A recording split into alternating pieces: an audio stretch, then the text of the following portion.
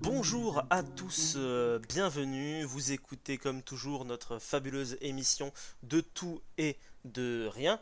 Aujourd'hui, c'est un jour un petit peu particulier. Je le précise quand même, on est le 11 mai 2020. Vous savez ce que ça signifie du coup le 11 mai 2020 ou pas? Et oui, c'est vrai. Le Oui, C'est vrai, déconfinement. c'est vrai. c'est le déconfinement, Ouais. c'est ça exactement. Et comme cette émission sera probablement publiée dans 1 ou 2 mois, c'est quand même bien de ramener un peu la véritable chronologie. Car oui, aujourd'hui, nous avons tout juste été libérés. Alors peut-être que les gens du futur, eux, sont encore confinés, mais ça, c'est une autre histoire. Du coup, aujourd'hui également, eh bien, nous sommes uniquement trois, mais c'est pas grave. Trois, c'est quand même aussi très chouette. J'ai avec moi Maxime. Comment ça va, Max, aujourd'hui? Bonjour, très bien, et vous-même? Moi, ça va très très bien. Et toi, Jules, tu vas bien? Parce qu'on a aussi Jules avec nous. Bonjour à tous. Et ben oui, ça vient. Ça va et toi, Marc? Ça va, ça vient, Eh quoi. ben, moi ça va très bien et toi, Jules? Donc Jules, c'est la deuxième émission que tu fais. Mm. Félicitations, tu es revenu parmi nous, ça fait très très plaisir. Merci. Qu'est-ce que tu nous as prévu, mais je t'en prie, qu'est-ce que tu nous as prévu aujourd'hui? Alors aujourd'hui, j'ai pas prévu de parler de mythes et folklore islandais, D'accord, notamment donc le Huldufolk, le peuple caché en islandais, d'accord. qui regroupe donc fées, elfes et trolls. Ah oui, d'accord, c'est le petit peuple en fait, mais version islandaise C'est quoi. ça, c'est D'accord. ça. Ah nice, cool. C'est quelque chose de très très particulier en Islande, mais du coup, on aura l'occasion d'en reparler tout à l'heure. Eh ben avec grand plaisir. Moi-même aujourd'hui, puisqu'on est en effectif réduit, je vais vous faire une petite chronique littérature. Je vais vous parler d'un livre que j'ai lu récemment qui s'appelle Les Illusions de Save-Loire, d'une certaine du coup Manon Fargeton, qui est très très bien. Mais avant ça, on va parler un petit peu d'autre chose avec Maxime. À toi de jouer, Max. Alors, moi, aujourd'hui, j'ai décidé de vous parler d'un petit média un petit peu particulier, très français, finalement, qui s'appelle la saga MP3. Alors déjà, est-ce que vous savez, vous deux, ce que c'est? Non. Moi, oui, du coup. Voilà. Euh, Peut-être parce que les je t'en sagas ai MP3, parlé. c'est comme Nullbuck ou François Pérus, etc. Tout ça, Exactement. quoi. Alors, Ah, ok. Oui, ok. en soi, François Pérus, c'est pas une saga MP3 à proprement parler, mais c'est un des précurseurs un petit peu du genre. Donc finalement, la saga MP3, qu'est-ce que c'est? Eh ben, c'est appelé également saga audio. C'est un récit fictif diffusé sur Internet, hein, donc historiquement en MP3, d'où le nom. L'idée finalement est pas nouvelle parce que les feuilletons fiction radiophoniques étaient là bien avant. Hein, ça fait un moment justement qu'on fait à la radio, qu'on utilise finalement le son pour raconter des histoires. Particularité finalement de la Sega MP3, c'est que c'est souvent diffusé gratuitement sur Internet et fait par des amateurs, hein, la plupart du temps en tout cas. Donc la première saga francophone, finalement, c'est les Donjons de Nullbuck. Donc maintenant, c'est aussi des BD, des livres et même bientôt un jeu vidéo. Un jeu Euh, vidéo, ah ouais, putain. oui, tout à fait, ouais, qui va sortir bientôt. Un petit tactical RPG dans l'univers de Donjons de D'accord, Nullbuck, hein, c'est pour dire que ça survit nice. finalement. Cette heure nous proposait de suivre un petit groupe d'aventuriers qui est pas bien doué, hein, on va se le dire tout de suite. Euh, donc c'est une parodie d'Heroic Fantasy de jeu de rôle papier, et ça a eu un grand succès à l'époque, hein, à toute proportion gardée, hein, évidemment. Mhm. Mais c'est devenu très vite très connu, et ça a finalement lancé un petit peu cette mode de toutes les autres sagas. Mm. Donc vers les années 2000, c'est là où débute finalement ça, parce que Nullbuck est sorti en 2000 ou en 2001, et finalement, c'est dû à la démocratisation des ordinateurs, d'Internet, et finalement les programmes audio, un programme de montage audio finalement étaient Mhm. beaucoup plus faciles d'accès, ce qui a finalement permis à tous les amateurs de faire ça. La première saga, c'est Nullbuck, mais c'est très très largement inspiré des 2 minutes du peuple de François Pérus, comme le disait Marc, qui déjà en 1990 parodiait Star Trek, X-Files, Colombo avec une petite chronique radio de 2 minutes hein, à peu près, comme le dit son nom. Et du coup, ça a marqué toute une génération, parce qu'on est très très nombreux à connaître François Pérus, avec du coup les petites voix modifiées par ordinateur. Donc en fait, le son est accéléré ou finalement ralenti, et c'est ça qui donne finalement des petites voix un petit peu comme ça, ou des petites voix un peu comme ça. Et du coup, ça donne des choses un peu étranges, et c'est ça Certains n'ont pas besoin visiblement de modifier leur voix, on dirait. Oui, bah on fait ce qu'on peut, hein, on fait avec ce qu'on a. J'ai pas de logiciel comme ça, moi. Et du coup, finalement, son style de François Pérus, c'était surtout beaucoup de calembours, de jeux de mots très très capillotractés, hein, souvent, et des chansons à texte engagé, vraiment, hein, comme par exemple Les Petites Bêtes, ou des choses comme ça, hein, beaucoup de chansons à texte fort, on va dire. D'accord. Donc, maintenant que je vous ai présenté un peu ce que c'est, je vais vous parler finalement de Saga MP3 plus précisément, dans le sens, je sais pas non plus 30 choses que ça a rajouté sur le média en lui-même. Donc je vais pouvoir aller faire une petite liste non exhaustive finalement de plusieurs œuvres qui ont un peu leurs particularités ou qui sont cool, ou que j'ai bien aimé dans la longue histoire du grand nombre finalement de Saga MP3 que j'ai bouffé, parce que j'aime beaucoup ce média. Par exemple, il y a les Aventuriers du Survivor, qui est aussi assez connu. Dedans, il y a les gars qui ont fait Nullbuck, donc Pen of Chaos. Ouais. Du coup, c'est une parodie de série spatiale, un peu Star Trek. Donc, un équipage doit remplir une mission secrète pour vaincre les Krygonites, pour sauver le consortium. Voilà, ça donne un petit peu le mot. Donc, petit problème, leur vaisseau, finalement, le Survivor, donc, d'où le nom de la série, ça ressemble plus à une poubelle de l'espace qu'à un vaisseau de guerre. Donc, finalement, ils vont un petit peu en chier, on va dire. Et donc c'est une série très drôle, techniquement c'est très propre, ça a pas trop vieilli par rapport à d'autres, dans le sens où les voix sont pas horribles, ça reste audible à l'heure actuelle, beaucoup de jeux de mots pourris, ça s'est fini un petit peu en vitesse parce que le créateur apparemment ça le saoulait un petit peu, donc il y a quand même 17 épisodes qui sont sortis, il y a une BD également qui a vu le jour. D'accord. Et c'est disponible du coup sur Knarf World, qui est le nom finalement du gars Knarf qui a fait cette série là, donc c'est un must hear, comme on pourrait dire, pour qui a envie de découvrir un peu ce que c'est qu'une saga MP3, ça s'écoute très bien, c'est très très sympa. D'accord. Après dans la science-fiction également, on va avoir Adoprix Toxis et la suite du coup Xanta. Xanta qui est d'ailleurs toujours en production à l'heure actuelle. Donc ça il faut le dire, c'est que les séries MP3 sont pas finies non plus, il y en a un bon paquet qui continue à voir le jour. Donc là, on suit toujours un équipage de bras cassés, donc du coup, il y a des teubés, il y a tout ce qu'il faut là-dessus, et donc ils sont sur une planète qui s'appelle Adoprix Toxis, je me suis beaucoup entraîné pour pouvoir le dire comme ça, vous inquiétez pas. Donc ils doivent retourner sur Terre. Le début de la série a assez mal vieilli en matière de production et de blagues, qui sont très bas de la ceinture et pas top, mais la fin d'Adoprix Toxis et surtout le début de Xanta et Xanta, ils sont très très propres techniquement et surtout ils ont une très bonne écriture, que ce soit au niveau des sketchs ou même de l'histoire. Ça marche très très bien, le jeu des acteurs est bon, parler un peu de jeu des acteurs également. La fin de Adoprix Toxis et Xanta, c'est vraiment pour moi à écouter, surtout que Xanta continue encore maintenant, et c'est un scénario qui est assez sympathique, où même si c'est drôle, et quand même, on a envie de savoir la suite un petit peu. Le dernier épisode est sorti il y a 6 mois, et il dure à peu près 1 heure. D'accord, ah oui, quand même. Pour dire qu'il y a quand même du boulot derrière, et c'est toujours gratuit. Donc c'est juste pour dire que même si c'est des amateurs, ils bossent quand même leur truc. Ils vont faire d'ailleurs un jeu de plateau dans l'univers de Xanta. D'accord. Là ils sont en train de le tester tout ça. Trop cool. Donc c'est un univers qui est vachement sympa et qui a pas mal de choses à porter, donc moi j'aime beaucoup. D'accord, ok. Voilà, c'est fait par donc Nico et Matt. Alors bon, leur pseudo est pas spécialement original, mais ils font du très bon taf, donc n'hésitez pas à aller voir ça. Va y avoir également une saga qui s'appelle Reflet d'acide. J'en ai entendu parler, ouais. Ça, je connais de nom, ouais. Voilà, moi j'ai jamais accroché personnellement, mais je voulais en parler. Pourquoi ? Parce que il a la particularité d'être souvent écrit en alexandrin et que ça rime. Ah, classe. Du coup, c'est Ça classe. doit pas être facile en plus. Ça veut dire que les gars, vraiment, ils bossent vachement leur texte. Après, c'est de l'heroic fantasy avec des nains, des elfes, tout ça. La saga a atrocement vieilli. Le début est à peine audible, on comprend rien. Mais après, la fin est peut-être bien, je ne sais pas. Je voulais juste en parler parce que justement, il y a quand même, on voit qu'ils ont taffé sur leur écriture, même si niveau technique, c'est moyen, moyennasse. Il y a aussi la 3e Légion, donc on suit une Légion de Rome, tout bêtement. Il y a beaucoup d'anachronismes, beaucoup de jeux de mots pourris, il y a beaucoup de François Pérusse dedans. C'est très drôle, mais après techniquement aussi ça a très mal vieilli et il y a finalement jamais eu de fin. Ah, J'en parle parce que j'aime bien, mais en vrai, je sais pas si je peux vraiment la conseiller pour le coup. Bon, en tout cas, pas Psy, pour les gens qui aiment bien avoir des trucs qui se finissent. pas pour les néophytes. Si on a envie de découvrir des sagas MP3, vaut mieux commencer par Donjon de Nullbuck, ou les Aventuriers du Survivor, ou même Xanta. Parce que Xanta, on peut commencer finalement sans avoir vu, entendu Adoprix Toxis. Une autre saga sympathique, c'est Chez le Psy, qui est finalement, on suit les chroniques finalement des séances du psychologue Wallace Tico et de ses patients totalement fous, donc ce qui fait qu'il y a beaucoup d'humour absurde et d'associations d'idées totalement étranges, où on va à l'intérieur de cerveaux totalement malades. C'est très sympathique et techniquement ça a plutôt bien vieilli, donc ça c'est cool, ça s'entend.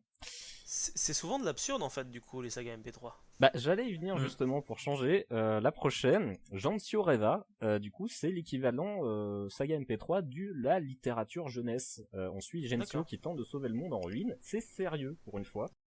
Niveau technique, c'est très propre. Il y a beaucoup d'acteurs très différents qui font plus ou moins du bon taf, mais c'est plutôt bien. Je l'ai jamais fini parce que c'était des épisodes d'1 heure et ça me prenait quand même pas mal de temps, mais c'est serious business et ça essaie de raconter quelque chose. Donc c'est ça qui est un peu intéressant avec la saga MP3, c'est que ça permet de raconter des choses, des fois des choses de fin du monde, de grosses batailles, ou voilà, et à pas beaucoup de coups finalement, parce que ça demande que Ouais, du c'est son. ça. Donc c'est ça qui est très sympa, c'est que du coup on va pouvoir vraiment faire des choses assez nouvelles ou assez fraîches, ou en tout cas des choses pas forcément vues ou entendues autre part, et du coup c'est très sympathique. Ensuite, j'ai parlé plutôt d'un créateur, puisqu'il a été très prolifique plutôt que de saga MP3, Durandal. Car oui, avant d'être youtubeur qui fait du cinéma, il a fait du coup des sagas MP3 sur son site le démondurire.fr quand il était au lycée. Hein. Donc ça nous rajeunit pas tout ça.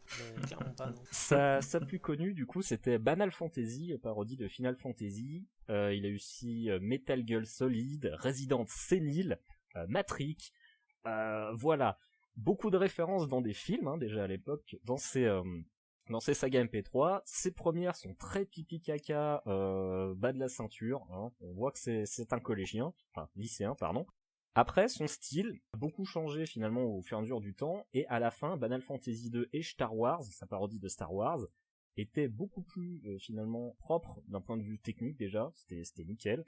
Et au niveau écriture surtout, les sketchs sont beaucoup mieux trouvés, ça marche beaucoup mieux, et du coup, si jamais on doit essayer de voir ce que Durandal a fait, ses dernières créations, franchement, c'est du très bon, moi j'aime beaucoup, en tout cas c'est comme ça que je l'ai connu, en tout cas à l'époque, et c'est ça qui m'a fait suivre finalement sa chaîne YouTube de cinéma. Allez. Et enfin, je parlerai du coup des deux plus récentes, finalement, saga MP3, qui sont l'épopée temporelle de Cyprien, le youtubeur, et Clyde Vanilla de Antoine Daniel, le youtubeur. Donc celles-ci sont assez récentes et très pro, parce qu'il y a de l'argent, il y a du pognon dedans, avec des vrais comédiens de doublage. En termes de prod, c'est totalement nickel. Donc l'épopée temporelle, c'est sympathique, on suit un loser qui voyage dans le temps pour retrouver sa copine, donc pas mal de situations, il y a du meurtre d'Hitler, des choses comme ça, des pirates un petit peu trop violents, ce genre de choses, c'est très sympathique, ça s'écoute très bien, et puis bon, ça a le mérite un petit peu de remettre, on va dire, la saga MP3 au goût du jour, et d'essayer de relancer un petit peu la mode, comme qui dirait. Dans le cas de Clyde Vanilla, c'est un peu plus compliqué, donc on suit Clyde Vanilla, mais vous pouvez l'appeler Starboy, comme il aime bien le dire à chaque fois. Donc on suit un équipage qui tente de gagner sa croûte et sème la mort et la destruction sur son sillage. L'humour est très sombre et absurde, hein, comme l'humour de Antoine Daniel. Le problème, c'est que ça a eu beaucoup de mal à trouver son public, car beaucoup de private jokes et de délire entre potes finalement, dans le sens où c'est leur délire à eux. Ça reste très sympathique, ça reste bon. La saison 2 n'arrivera certainement jamais à cause du manque de succès, et c'est dommage parce qu'il y a quand même un cliffhanger putassier à la fin.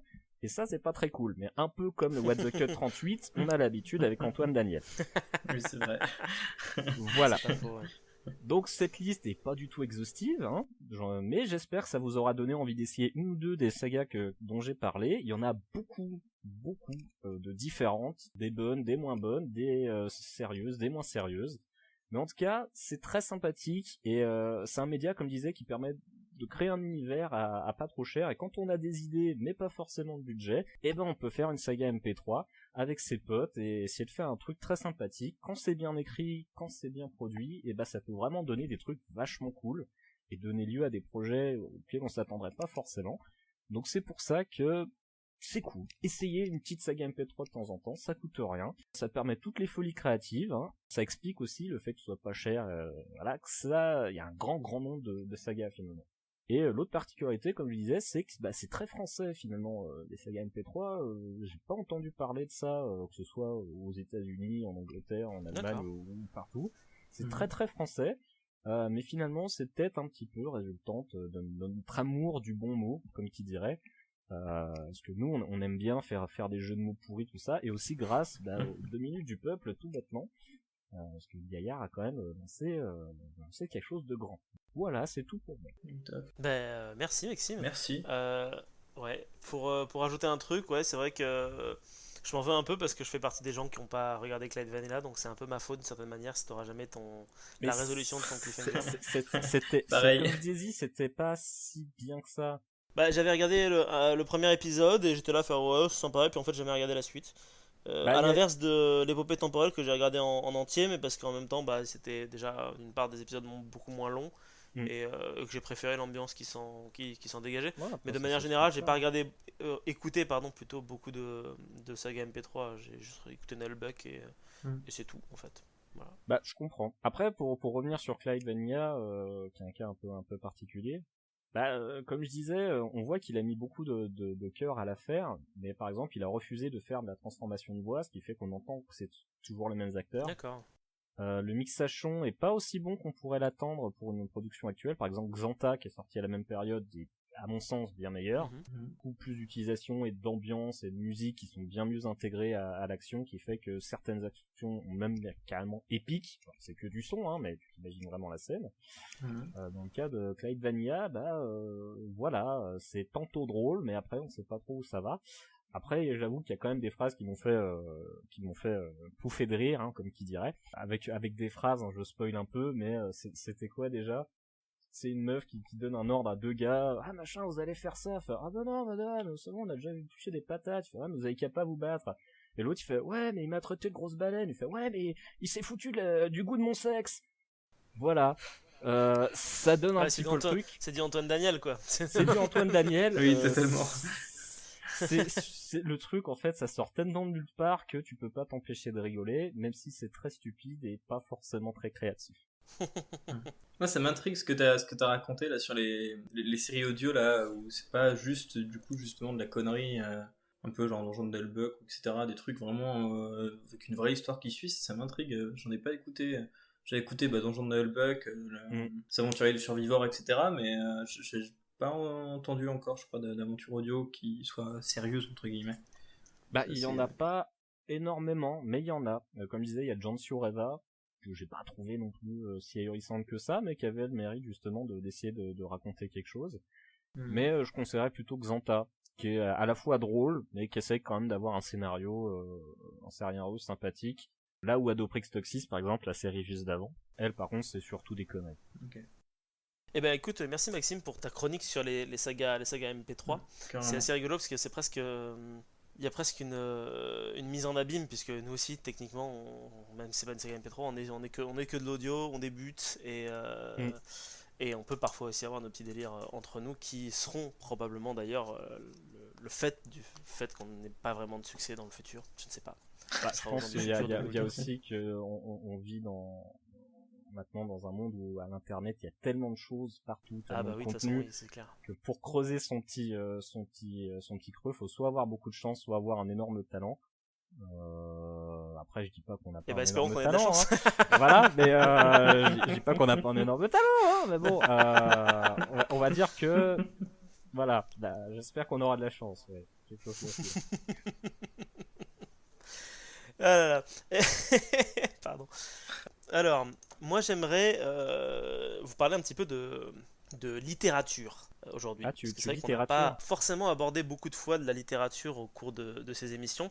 On l'a fait, si je dis pas de bêtises, 2 fois. Une fois avec Marcel Proust, où tu étais là normalement d'ailleurs Jules, si je ne m'abuse. Oui, la Madeleine de Proust. Oui. Ouais. C'est ça, la Madeleine de Proust. Alors ça parlait à la fois de nourriture et à la fois de littérature, ce qui est fantastique. On remercie Fanchon d'ailleurs pour ça. Et là, on a parlé également de littérature, pas plus tard que à l'émission dernière, où vous n'étiez pas là messieurs, mais où Benjamin, notre nouveau chroniqueur, nous a parlé un petit peu de livres de science-fiction, qui normalement devrait d'ailleurs en faire sa spécialité pour les émissions à venir, petit teasing.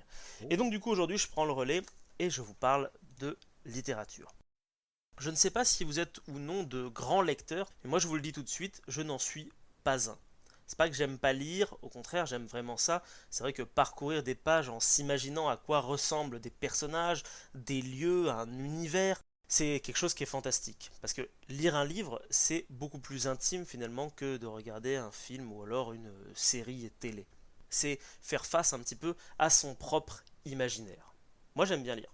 Par contre j'ai un autre problème, c'est que comme pas mal de personnes je pense au monde et peut-être autour de cette table, je ne sais pas, vous me direz après, je pense que je suis mu par une sorte de flemme très étrange qui consiste à ne pas avoir le temps de lire. Est-ce que vous l'avez cette flemme vous un peu? Très souvent. J'ai une pile de bouquins qui fait à peu près 1 mètre et que j'arrive pas à me motiver pour lire.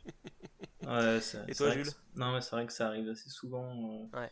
Pour les débuts du confinement, je me suis fait une pile de livres assez grosse. Ouais. J'en ai lu pas mal, je suis assez content.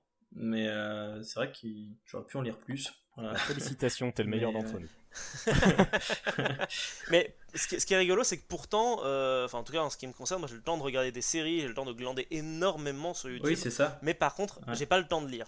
En fait, en moyenne à peu près par an, moi je lis plus ou moins 3-4 bouquins, c'est quelque chose qui est assez peu. Mais je pense que c'est une question d'effort. Hein. C'est une question, c'est juste lire un livre, ça demande de l'effort, contrairement à C'est ça, regarder une exactement, série. ça demande beaucoup plus d'efforts que juste de regarder un écran où tu vas juste baver un peu devant et on va t'abreuver de plein d'informations. Même si On c'est des jugera pas la informations base. importantes, ça t'inquiète reste de l'hypnose en fait, presque, en quelque sorte. Bah surtout qu'on nous sert l'histoire en fait sur un plateau. On nous dit tiens, Complètement, oui. vas-y, on nous donne la C'est ce que je béquille. disais, en fait, c'est que lire un livre, t'as accès à ton imaginaire, en fait, à toi personnel qu'il faut du coup travailler d'une certaine manière. Et je sais pas si ça vous fait ça, mais moi, le monde entier s'obstine à m'offrir des livres tous les ans. Voilà, c'est des livres qui s'entassent un peu comme toi, Max ou Jules, dans un petit coin que j'aime appeler la pile des livres que je lirai un jour. Traduisez un jour par jamais. Oui, alors Voilà. moi, il se retrouve un peu partout. Ça traîne, j'aime bien. ça donne l'impression que je suis quelqu'un d'un intellectuel finalement avec des bouquins dans Alors tous que les pas coins. du tout. Et sauf que je les ai pas lus, donc finalement peu intellectuel quoi finalement. Ouais, finalement du coup, c'est juste une illusion. Finalement. J'ai un autre problème, c'est que quand on me conseille un livre, j'ai tendance à l'acheter. Le seul souci, c'est que du coup, dès que je l'ai acheté et qu'il arrive ou que je l'ai pris en librairie, il rejoint très rapidement la pile que je viens de citer à l'instant. Sauf que voilà, la vie fait que tout d'un coup, tout va changer. Et il s'est passé quelque chose il y a quelques mois, quelque chose que tu as cité, Jules, il n'y a pas longtemps. Le confinement. Le confinement, mon Dieu! Oh non, avec le confinement, le catalogue Netflix se restreint de plus en plus. Et au bout d'un moment, ça finit par devenir horrible de traîner sur YouTube. Du coup, qu'est-ce qu'il nous reste à faire? Lire. Eh ben, il nous reste à lire. Et c'est ce que j'ai fait, j'ai commencé à lire tous les soirs, je lisais. Je le fais toujours, mais du coup, la pile des livres que je ne lirai jamais, bah, du coup, a fini par devenir la pile des livres que je lis et que j'ai fini du coup à l'heure actuelle, donc j'ai plus rien à lire. Et je suis un peu triste d'ailleurs, parce que si on est reconfiné à nouveau, je ne vois plus rien. Et c'est ça et je peux être fier, et c'est ça qui est beau. Cette introduction était vraiment beaucoup trop longue pour pas grand chose, donc on va rentrer un petit peu dans le vif du sujet. Parmi ces livres, il y en a un qui est vraiment sorti du lot. Ce livre, c'est Les Illusions de Save Loar, qui a été écrit par Manon Fargeton. C'est un livre qui m'a été recommandé il y a déjà un certain temps, donc en fait ça faisait un certain temps qu'il était à l'intérieur de la fameuse pile. Les Illusions de Save Loar, c'est de la fantaisie. Une fantaisie qui peut sembler parfois classique un petit peu en apparence, mais qui au fur et à mesure de ma lecture s'est trouvé avoir plus d'un thème profond caché dans les abîmes de la plume de son autrice. Les Illusions de Save Loar, pour vous faire un petit résumé, ça se passe dans un monde fictif, du coup, c'est un peu le principe de la fantaisie, qui s'appelle le Royaume de l'Ombre. C'est un royaume où la magie est très présente. Alors, si jamais vous le lisez un jour, je vous laisserai découvrir par vous-même comment fonctionne la magie dans cet univers-là. C'est assez cool. Alors par contre, on distingue plusieurs choses dans cet univers. D'un côté, il y a les hommes, donc du coup les magiciens, qui pratiquent une magie... tout ce qu'il y a de plus, entre guillemets, classique, et qui sont récupérés dès leur plus jeune âge par un organisme mondial de magiciens qui s'appelle le Clos. En revanche, les femmes, quant à elles, n'ont pas le droit d'utiliser la magie, car elles sont jugées beaucoup trop dangereuses du fait que, contrairement aux hommes, elles font une autre magie, une magie liée à des illusions, d'où le titre, et des illusions qui peuvent s'avérer extrêmement dangereuses, voire mortelles. Dans ce monde-là, nous allons donc suivre Bleu, qui est une jeune adolescente esclave qui a été vendue à un sordide seigneur dégueulasse qui va découvrir, pas le seigneur, hein, elle bien sûr, qu'elle possède en elle un pouvoir qui est très très grand. Aidée d'autres esclaves, elle va alors chercher à s'évader et à rejoindre la mythique ville de Save Loar, qui est un refuge légendaire pour toutes les magiciennes. Voilà un petit peu pour le résumé. Est-ce que ça vous a donné envie comme ça avant qu'on entre Ouais, plus en carrément. détail? Bah un petit peu. Bah ça me rappelle un peu la roue du temps, mais à l'inverse. D'accord. Que dans la roue du temps, par exemple, c'est les hommes qui sont pas censés utiliser la magie. D'accord, ok. Parce qu'en fait, ils puisent la magie dans un espèce de grand réceptacle à magie un peu éthéré, quoi. Mhm. Et chez les hommes, c'est souillé. Et du coup, en fait, plus ils puisent de la magie, plus ils deviennent des connards. Ah, c'est intéressant parce que tu vas voir que c'est un peu le, Ouais. C'est pour ça que ça m'a même rappelé principe, un peu. tu vas voir. Ça m'a rappelé un Euh, peu ça, donc c'est pour ça que j'en parle. Donc du coup, là, le résumé que je vous ai donné, il est assez sympa. Par contre, il y a un côté très classique, comme tu as dit, effectivement, c'est un truc qui a déjà été abordé dans la roue du temps, visiblement. Sauf que Les Illusions de Saveloir, c'est un livre qui parle de féminisme, de patriarcat, et même, allons plus loin, soyons fous, qui parle un peu de féminicide. Joie. Et oui, parce que je vous ai caché exprès une donnée. En fait, dans cet univers-là, pour éviter que les femmes ne deviennent des magiciennes, en tout cas celles qui en ont le potentiel, qu'est-ce qui est le plus simple? Eh bien, c'est très simple. Les magiciens du clos ont organisé méthodiquement l'éradication totale de toutes les magiciennes et de toutes celles en devenir. Les jeunes filles sont donc au choix éliminées, si jamais c'est trop tard, ou alors simplement trépanées pour ne pas qu'elles aient tout simplement leur pouvoir. C'est assez dégueulasse. C'est joyeux tout ça. Simplement trépané. C'est ça. Oui, simplement, finalement, c'est pas. Oui, au final, pourquoi s'embêter? Oh, Je veux final, dire, voilà. c'est un soyons dimanche, simples. quoi. Il y a vraiment un truc qui enfin, c'est relativement, enfin c'est complètement dégueulasse quoi en fait. Et en fait, les hommes visiblement, les hommes magiciens, on va les appeler les magiciens, pour faire plus simple, ont vraiment très très peur en fait de ces magiciennes. Pourquoi? Eh bien à cause du pouvoir d'illusion qui n'appartient qu'aux femmes. En effet, ces dernières, quand elles sont enceintes, elles vont utiliser l'énergie vitale de leur enfant pour acquérir plus de puissance et donc créer cette magie d'illusion. Et au final, quoi de plus effrayant pour un homme qu'une femme disposant de son corps comme elle l'entend, même si elle finit par sacrifier au final son propre enfant. Ça fait réfléchir. Ça fait réfléchir, oulala. Alors présenté comme ça, je vous l'accorde, ça peut vous donner l'impression que le message est présenté à coups de gros sabots. Mais Manon Fargeton est une écrivaine beaucoup plus subtile que mes chroniques. Et puis parfois, cela fait du bien d'utiliser de gros sabots, surtout lorsque le message a du mal à passer, même encore actuellement. D'autant plus que ça va plus loin que ça. C'est-à-dire que le livre n'est pas seulement les méchants hommes bouh à grou contre les gentilles femmes, il y a à peu près part égale de personnages féminins masculins. Parmi eux, on va trouver des hommes qui sont affiliés au système, qui vont chercher à le défendre, mais aussi d'autres qui savent au fond d'eux qui sont prisonniers du système autant que les femmes et qui vont chercher à le faire changer. Même chose du côté de Saveloir et des magiciennes, il y a aussi bien des femmes prêtes à commettre à leur tour un masculinicide, je mets des guillemets parce que ce mot n'existe pas je pense, en tuant tous les magiciens. Et il y a également des magiciennes qui vont voir les hommes comme de potentiels alliés dans un combat contre cette société injuste. Donc au final, ça reflète bien un petit peu ce qui se passe d'une certaine manière un peu dans notre société. C'est Internet le bouquin, quoi. Moi, ce que je vous propose, c'est de vous lire un petit extrait, si ça vous va. Ouais, grave. Comme je suis un homme, j'ai choisi un passage qui m'a semblé plus pertinent puisqu'il parle de mon genre et de notre genre à tous, puisqu'au final, cette chronique sera lue en présence de deux autres hommes. Ouais, d'ailleurs, la parité est pas très respectée dans ton émission. Ouais, alors pas... ouais, je sais, la parité est pas respectée, mais c'est pas ma faute, c'est parce que aucune personne féminine ne veut venir dans mon émission, à l'exception de Lila. Merci à elle et Fanchon de temps en temps aussi. Et merci. Ça c'est parce que tu la payes pas assez. Qu'est-ce que tu veux que je te dise? Mais je paye personne. Ah merde! Eh oui, désolé Max. Ouais, j'avais pas compris ça non plus. Bon, c'est pas. Ouais, non, on s'arrête là du coup alors. Ah bon, bah, non, mais continue, mais nous on va juste aller prendre un café, c'est pas. On revient, Marc. Attends, voilà. Je te fais ma lecture tout seul et bon café du coup. Non, allez, alors l'extrait que je vais vous lire, c'est un des personnages masculins du bouquin qui s'appelle Till Enarion, qui va voir du coup un de ses collègues qui lui est spécialisé dans comment débusquer finalement les illusions des magiciennes. Parce qu'en fait le village, je n'ai pas précisé, mais la ville de Saveloir, si elle est mythique et si elle est infranchissable, c'est parce que elle est bourrée d'illusions et que les hommes magiciens, ils n'arrivent pas à voir les illusions, donc ils se font niquer à ce niveau-là. Donc ils ont créé une sorte de task force un peu spéciale qui est chargée de débusquer les illusions pour retrouver le chemin de Saveloir. Bref, je m'égare. C'est parti. Que penses-tu des magiciennes? Je veux dire, vraiment, je te jure que je ne le répéterai à personne, mais j'ai besoin de savoir si je ne suis pas en train de devenir fou. Cette fois, Léol releva la tête pour le dévisager. Je peux te rassurer sur ce point, mon ami, tu n'es pas en train de devenir fou, tu l'es déjà depuis longtemps. S'il te plaît. Léol le fixa des yeux, impénétrable. C'était la première fois qu'Enarion le voyait aussi sérieux. Si je trouvais Savloar, dit-il enfin, j'aimerais mieux boire un thé avec ses habitantes pour avoir une chance d'apprendre d'elles plutôt que de détruire leur ville et les tuer. Énarion mesurait la confiance que Léol venait de lui accorder, et s'il n'était pas certain d'aimer ce qu'il venait d'entendre, il se sentait un peu mieux, car cet aveu faisait écho à ses doutes. Tu as toujours pensé cela ? Non. Mon opinion a évolué le jour où j'ai déjoué ma première illusion. Je l'ai trouvée sublime, d'une simplicité désarmante, et pourtant si complexe à décrire.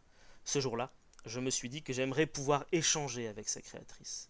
Juste comprendre, tu vois, l'écouter, expliquer comment elle s'y prend, quels sont les mécanismes en jeu. Le visage de Léol s'était enflammé d'une passion évidente. Il s'interrompit, craignant d'en avoir trop révélé. Je sais me taire, le rassura Énarion. Et merci Léol, j'avais besoin d'entendre ces mots, même s'ils n'apaisent en rien mon esprit. Énarion songea à cette nuit dans la forêt des songes, durant laquelle les illusions lui étaient devenues familières.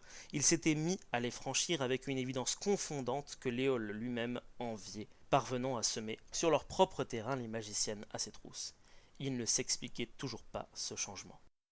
Qu'est-ce qui te dérange, Énarion ? Je voudrais. J'ai accordé toute ma vie, ma confiance au clos. J'ai tué pour les miens sans une once de doute, mais aujourd'hui, tu doutes ? J'ai besoin d'être sûr que cette confiance est méritée. Non, corrigea-t-il aussitôt. J'ai besoin d'être sûr qu'elle ne l'est pas, en vérité. Voilà. Top. Du coup, ce café, il était bon ? Oui, ça va, nickel. Ouais, voilà, on était... Voilà, donc du coup, c'était l'extrait des Illusions de Savloar. Je vous conseille vivement la lecture de ce livre. En plus d'être un ouvrage avec un message qui est important, c'est bien écrit, les personnages sont tous attachants. Il y a plein d'autres problématiques qui sont abordées à l'intérieur. Quand j'ai refermé les pages de cet ouvrage, moi, je suis resté encore très longtemps dans la forêt de Savloar. Et j'espère y pouvoir retourner prochainement, enfin quand les librairies seront ouvertes. Mais normalement, vu qu'on est déconfiné, on devrait pouvoir faire à nouveau le plein de livres. Et ça, c'est chouette. C'est vrai que c'est chouette. Tout à fait chouette, en effet. Sauf qu'il faut les lire. Les Illusions de Savloar, ça a vraiment été, parmi tous les bouquins que j'ai lus, je pense, depuis 2 mois, c'est clairement le meilleur en fait que j'ai lu. Même d'ailleurs, après avoir lu celui-là, j'ai lu d'autres livres derrière, et il y a vraiment quelque chose du genre où tu es là à me dire, putain, mais ces autres livres que je citerai pas non plus parce que je suis pas là pour défoncer des œuvres, je me disais, bah en fait, c'est pas intéressant quoi, c'est pas, y a pas, l'univers est pas aussi, on rentre pas aussi facilement dans l'univers, et on se perd pas à l'intérieur quoi. Et je pense qu'au fond, c'est ça que j'aime dans la littérature, c'est quand tu rentres dans un bouquin, t'es tellement dedans que quand tu sors, bah, t'es encore dedans et t'as envie de rester dedans. Et quand un livre fait ça, je veux dire, c'est facile de faire ça avec un film en fait, parce que comme on l'a dit tout à l'heure, on s'abreuve d'images et on les a non-stop. C'est moins facile de réussir à, juste avec des mots, à faire en sorte qu'une personne reste plongée à l'intérieur d'un univers. Et ça, les Illusions de Savloar y arrivent parfaitement bien. Donc c'est pour ça. Moi, je sais que ça m'avait fait ça avec surtout les bouquins de Dan Simmons, de Ilium, Olympos, ouais, et Hyperion, tout ça. Hyperion, tout ça. Vraiment, en fait, c'est même pas ça, c'est qu'en fait, c'est juste tellement dans son univers et tellement qu'il comprend pas forcément tout. Mais, je sais pas, t'as l'impression d'univers entier et d'ambiance tellement spécifique, tellement spéciale que finalement tu en ressors et tu fais waouh, tu vois. Un peu ce wow de Keanu Reeves dans Matrix, tu vois. Waouh. Voilà, c'est ça un petit peu. Eh ben écoutez, merci pour votre écoute les amis, c'est très sympa. Ce que je vous propose, c'est que maintenant qu'on a parlé des mystérieuses contrées de Savloar, qu'on parle d'autres mystérieuses contrées d'un pays tout aussi mystérieux, l'Islande. Merci Marc. Mais je t'en prie. Bah justement pour faire, si tu me permets de faire une mini transition aussi. Vas-y. J'ai lu un livre il y a pas longtemps, en fait que j'ai fini avant-hier soir, donc vraiment pas longtemps, qui s'appelle De pierre et d'os. Je sais pas si vous en avez déjà entendu parler, qui est une super belle couverture. C'est un pas livre. Du tout, moi je connais de rouille et d'os, mais je pense que ça n'a rien à voir. Ouais. Non, ça n'a rien à voir. Ça c'est un roman de Bérengère Cournu, qui en fait te plonge dans le quotidien d'un peuple de chasseurs nomades inuits, avant que les Européens y aillent. C'est basé sur pas mal d'archives, etc. C'est très peu explicité, tout ce qui est des termes, tout ce qui est même des codes sociaux, c'est assez peu explicité, ça te laisse un peu le découvrir par toi-même concrètement, quoi. Ouais. Et ça te plonge vraiment, du coup, dans l'ambiance, dans la manière de voir les choses, et dans les codes culturels de ce groupe. Et ça, moi, ça m'a vraiment... Enfin, j'ai vraiment trouvé ça super intéressant. D'accord. J'hésitais d'ailleurs à faire la chronique d'aujourd'hui là-dessus. Mais bon, je me disais qu'il n'y avait pas trop de quoi tenir une chronique, de juste dire bah ça m'a plu, ou alors de paraphraser le bouquin. Donc je me suis dit que j'allais m'abstenir, mais simplement pour conseiller. Par contre, du coup, non, du tout. du tout. Par contre, Je vais arrêter ce podcast, oh mon dieu. non, mais moi j'avais pas grand chose à en dire, du coup, en tirer. Je vous conseille simplement, parce que je suis allé rechercher après, il y a une exposition virtuelle sur le site du musée des civilisations du Québec, D'accord. qui s'appelle Des images dans la pierre. Donc c'est une exposition virtuelle qui a commencé en fin décembre 2019. Vous pouvez encore aller voir, D'accord, ok. qui prolonge un peu mon expérience de bouquin, mais qui peut vous permettre de découvrir un peu ces peuples. Que ce soit, donc, en fait, c'est surtout l'art rupestre du Canada. Ça comprend énormément de cultures différentes, les Inuits en font partie, mais voilà. Dans ce bouquin, pour faire justement la transition, qui est très longue, on voit qu'il y a une très très grande part dans l'univers Inuit, dans en tout cas ce qu'ils en voient et ce avec quoi ils interagissent, avec des esprits, avec un monde qui n'est pas vraiment matériel. C'est vraiment très très important dans la culture inuite. En tout cas, tu le ressens bien dans le bouquin. Ouais. Et ça me permet du coup de parler d'un autre endroit où les frontières entre le matériel et ce qui ne l'est pas sont un peu poreuses, qui est l'Islande. Alors l'Islande, je ne sais pas si vous y êtes allé vous-même, c'est un pays qui est très très très très arpenté par les touristes depuis 2010 à peu près. Moi, j'ai jamais eu l'occasion. J'aimerais vraiment y aller pour le coup, mais jamais eu l'occasion. Et toi, Maxime? Non, pour le coup, effectivement, ça a l'air très sympathique et très joli. Après, c'est vrai que... C'est un pays qui est très très joli, où en fait il n'y a pas beaucoup de gens au final. Il y a 3,4 habitants par kilomètre carré. En même temps, c'est très rocailleux. C'est une moyenne. En fait, la plupart des habitants, c'est-à-dire en fait les 3/4 des habitants vivent en ville. Il n'y a pas de 3000 villes en Islande. En fait, vraiment la principale, mais à très forte dose, c'est Reykjavik, en fait, c'est la capitale. D'accord. Donc il faut s'imaginer que sur les 355 000 habitants à peu près, les 3/4 sont à Reykjavik. Déjà 355 000 habitants pour un pays, c'est pas énorme. Il y a plus de moutons, vraiment, c'est pas une blague, hein. Il y a des gens qui ont fait des études là-dessus. Il y a plus de moutons que d'Islandais en Islande. C'est assez improbable. Il y a surtout plus d'étrangers pendant la période d'été que d'Islandais. C'est difficile de voir un Islandais plutôt qu'un Français pendant la période estivale, en fait, tout simplement. D'accord. Et donc, malgré une population qui est essentiellement citadine, je vous l'ai dit, les 3/4 d'Islandais vivent en ville, la nature, elle tient une très très grande place culturelle en Islande. Déjà au niveau des protections, vous imaginez bien qu'avec autant de touristes, ils ont mis vraiment le paquet, mine de rien, pour protéger. Pour vous donner un exemple, j'ai un ami qui était dans un 4x4 de location. Ouais. Sur les routes d'Islande. Il faut imaginer qu'il y a moins d'un tiers des routes qui sont goudronnées en Islande. Il n'y a pas beaucoup de... Faut mieux avoir une bonne caisse pour sortir vraiment de la route principale, en fait, qui fait le tour de l'île. Donc ils étaient dans son 4x4 de location, il y a un autre 4x4 qui se retrouve coincé parce que fallait traverser une rivière, et puis il s'était trouvé coincé dedans, parce qu'ils n'avaient pas pris une bonne voiture. Bon, lui, au lieu d'attendre des plombs, il passe sur le côté, en fait. Un Islandais le voit passer sur le côté, prend sa plaque, appelle, et il s'est pris dans les 1000 € d'amende, je crois, pour être passé à côté de la route, en fait, tout simplement. Ah ouais, d'accord. Pour avoir détruit des pissenlits. C'est très très carré.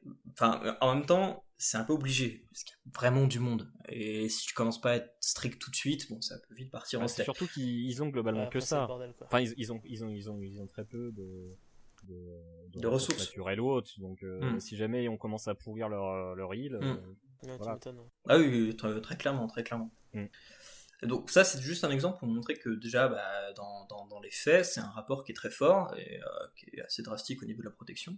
Mais c'est aussi un pays qui est assez particulier par rapport à la puissance et à l'imprévisibilité de son environnement. Donc vous savez que l'Islande, c'est un pays volcanique. En fait, c'est tout simplement de la lave qui s'est faite au niveau d'une plaque. En fait, au milieu de l'Islande, vous avez la jonction entre la plaque la plaque américaine et la plaque européenne. D'accord, ok. Donc vous avez un espèce de rift en plein milieu de l'Islande qui est censé s'agrandir de plus en plus. Bon, alors c'est pas très perceptible, c'est de l'ordre de la poussée de l'ongle. Ah oui, d'accord, ok. Donc oui, donc c'est pas immense. Et voilà, vous avez un petit rift, et donc c'est toute cette lave qui va créer l'Islande, et des volcans et autres. Il y a assez souvent des éruptions volcaniques. Vous vous rappelez sûrement en 2010 de l'éruption de l'Eyjafjallajökull. Ouais, ça a créé un film avec Danny Boone d'ailleurs. Exactement, un très mauvais film. mais j'applaudis la performance de l'avoir compris. Merci, je me suis entraîné. Ouais, franchement, ouais, c'est grave bien joué.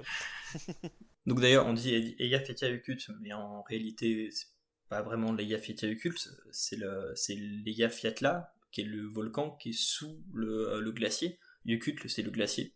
Ah, En fait, quand tu dis l'éruption de l'Eyjafjallajökull, c'est comme si tu disais l'éruption de la mer de glace. Ça n'a pas trop de sens, mais bon, tout le monde s'y c'est retrouve. très poétique, mais c'est vrai que ça a pas trop de sens. Ouais. Donc ça, c'est des éruptions volcaniques qui modèlent constamment le paysage. Il y a des pans entiers de l'île qui se voient balayés des fois par des vraiment grosses débâcles glaciaires qu'on appelle des yuks. Si vous voulez, vous avez un glacier qui est sur un volcan. Quand le volcan commence à chauffer, ça commence à réchauffer la glace. Et vous avez des poches d'eau qui vont se faire sous le glacier. Il suffit qu'il y ait un pan du barrage de glace qui pète et vous avez toute l'eau du barrage, enfin toute l'eau en fait du lac sous glaciaire qui va se vider d'un coup.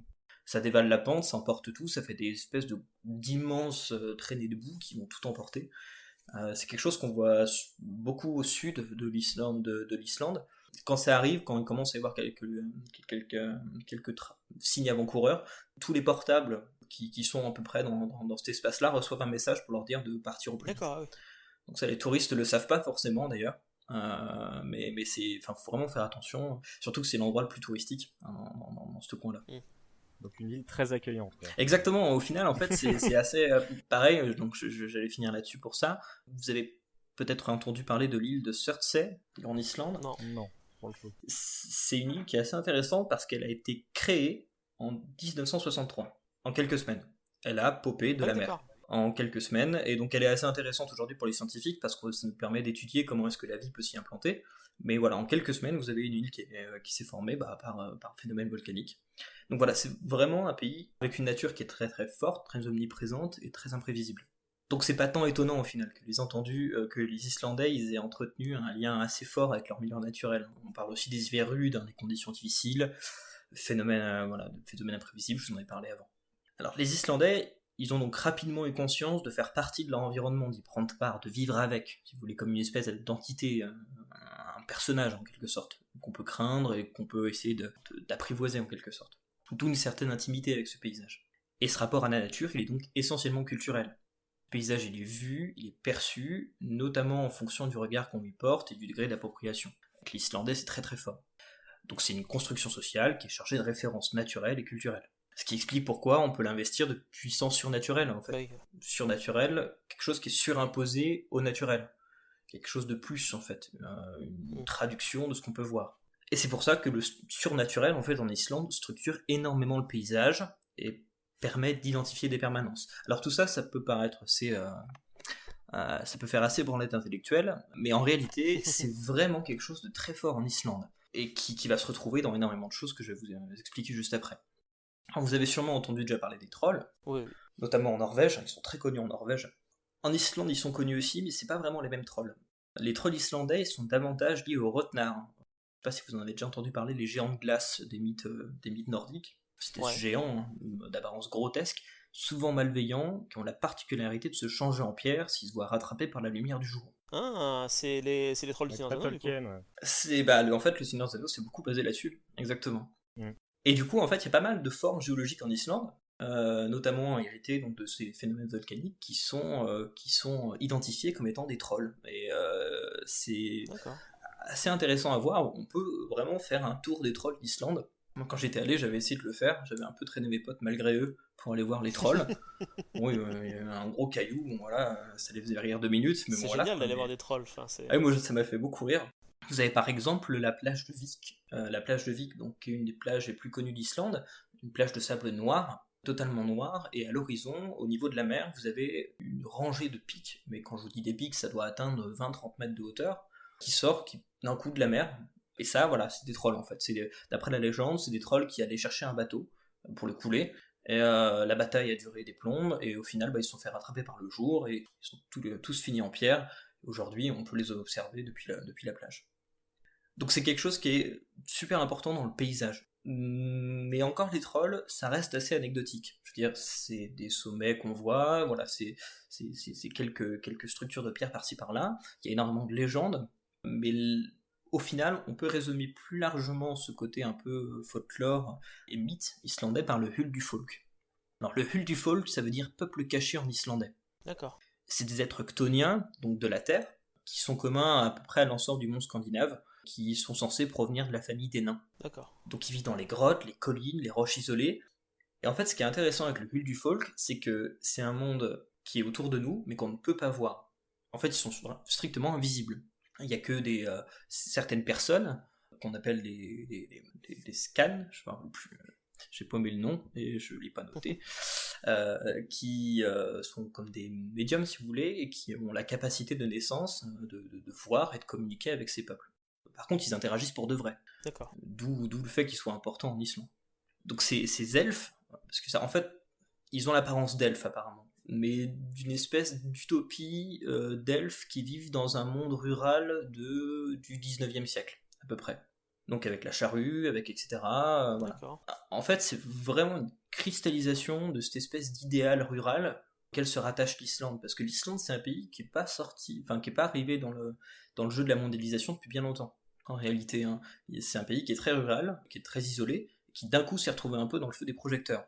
Donc c'est assez intéressant en Islande, parce que il y a tout ce moment où on passe d'un moment où un folklore est très, très prenant, les gens y croient vraiment, à un moment où on va folkloriser un peu ça, le rendre un peu touristiquement sympa, et au final commencer à plus y croire trop, quoi. Ça devient plutôt un argument touristique qu'autre chose. Donc on est vraiment dans cette transition-là, et c'est assez intéressant à regarder. Alors, quand je vous disais, ça fait partie du quotidien, c'est une croyance qui est tellement ancrée en Islande qu'une étude qui avait été faite par l'Université d'Islande, qui avait été lancée en 1978, depuis les chiffres ont largement changé, avait montré que 54% des Islandais croient en l'existence de ce Huldufólk. D'accord. 40 personnes disent avoir eu des rêves prophétiques, 55% des personnes auraient eu des présages, 40% sentent la présence des esprits, 35% considèrent avoir déjà habité dans une maison hantée, etc., etc. Ah oui, d'accord. Donc c'est vraiment, quand vous allez en Islande et que vous demandez à un vieux de la vieille à Reykjavik s'il croit au Huldufólk, vous avez 2 chances sur 3 de vous prendre une tarte parce qu'il va croire que vous foutez de sa gueule. Et si vous avez la chance restante, il pourra peut-être vous en parler à côté. Mais c'est vraiment quelque chose de très fort en fait. C'est tellement fort que les puissances publiques doivent en tenir compte. Pour vous donner un ordre d'idée, à Reykjavik, donc, qui est quand même une ville, vous imaginez, avec une pression foncière qui est super importante. On parle donc de la quasi-solvée de l'Islande. L'Islande est devenue ultra touristique. Ouais. Donc en fait, c'est une ville qui grandit énormément en ce moment. Et pourtant, des fois, vous vous baladez dans Reykjavik et vous allez voir qu'entre 2 maisons, il y a un énorme caillou avec des arbres, des hautes herbes et rien.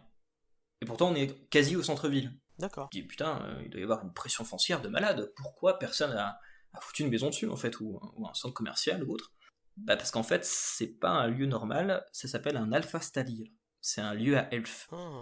C'est un rocher dans lequel, apparemment, les elfes sont censés vivre à l'intérieur. Donc il est hors de question d'y toucher. Et ça, les puissances publiques se l'approprient totalement. Ils vont jusqu'à demander des fois à des voyants, des skins, de parler au peuple caché avant de faire des entreprises de travaux publics, pour être sûr de ne pas les contrarier. Putain, c'est génial. C'est tellement en fait ancré dans la culture populaire que forcément, en tant que preneur de décision, on est obligé d'en tenir compte en fait, et réellement. Ouais, c'est presque religieux quoi en fait du coup. Oui, mais carrément, c'est carrément ça. Pour vous donner un ordre d'idée, il y avait un alfastadir, donc un lieu à elfes, un énorme rocher, qui avait été décidé donc qu'on allait le prendre et puis le déplacer pour faire une route. Parce qu'on fait souvent des détours pour les routes, pour aller déranger. Bon là, il avait été décidé que bon, il y avait eu des consultations, etc. Bon, on déplace le rocher. Je ne me rappelle plus l'année auquel ça s'est passé, mais on déplace le rocher. Bon, au final, il y a une erreur de manip. Le rocher tombe au sol, se casse en deux. Merde. Et alors là, tout le monde sur le cul, tout le monde ne se sent pas bien. Et coïncidence ou pas, quelques jours plus tard, une retenue d'eau pour un grand bassin de pisciculture a lâché. Ce qui a du coup détruit tout le bassin, tous les poissons sont morts, et qui a un peu foutu la merde. Coïncidence? Je ne crois pas. Ah bah les gens ont fait le lien. Évidemment, ouais. Bah ouais, tu m'étonnes, faut pas faire chier les elfes quoi. Bah les gens présents sur le sentier, en tout cas quelques-uns d'entre eux, ont démissionné. Ouais.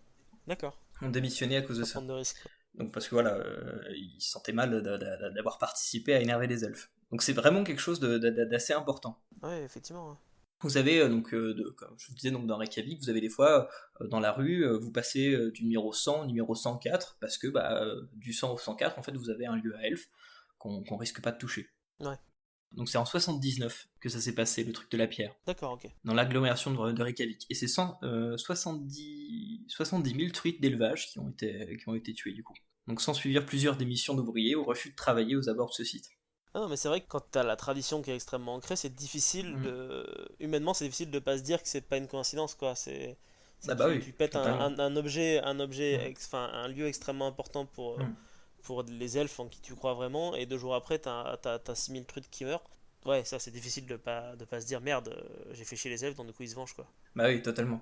D'ailleurs aussi la raison pour laquelle ils mettent juste des petites maisons des fois quand tu te balades à Reykjavik, tu vois qu'il y a des toutes petites maisons, mais genre je sais pas, elles doivent faire 50 cm de haut Ouais. dans les jardins.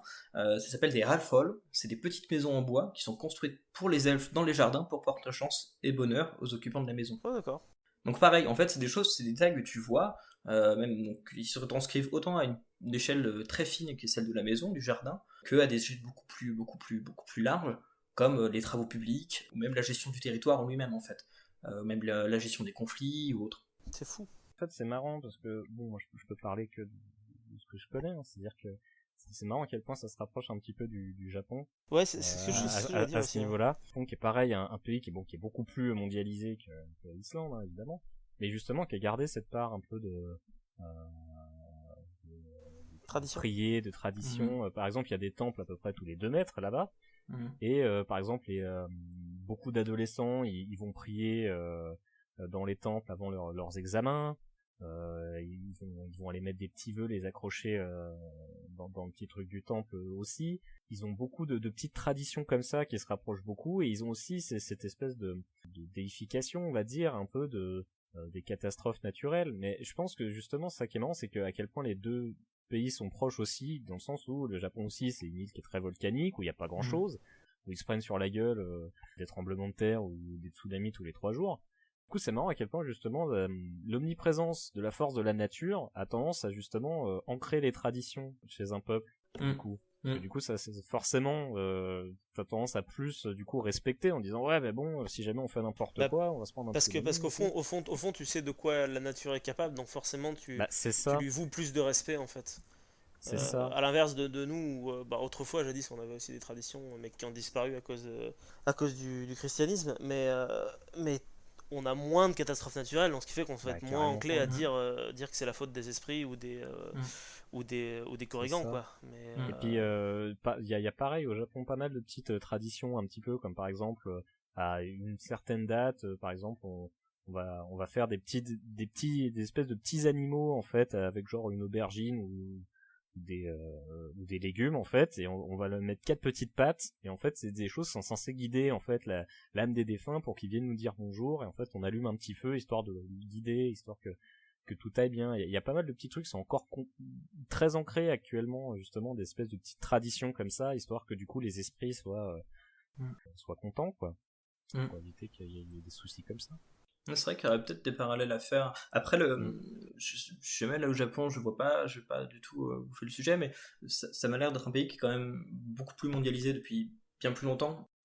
Et au niveau de l'Islande, je trouve que ce qui est vraiment intéressant, c'est de voir cet écart qui se creuse en fait entre population rurale qui croit en cela, mais croit en cela, c'est assez subtil, c'est vraiment juste un rapport à l'environnement qui est autre. C'est un environnement qui est personnifié en fait, tout simplement.